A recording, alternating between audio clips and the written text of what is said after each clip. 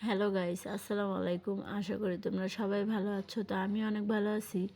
তোমরা দুই একজন আমাকে ইউটিউবে কমেন্ট করছো যে আপু তুমি কেন ভিডিও ছাড়ো না। কথাটা তাদের জন্য বলছি। আপু শীতকাল মানে অসুস্থ, জানো না কয়দিন ধরে আমি অনেক অসুস্থ, আর তাই এই কারণে ভিডিও ছাড়তে পারি না।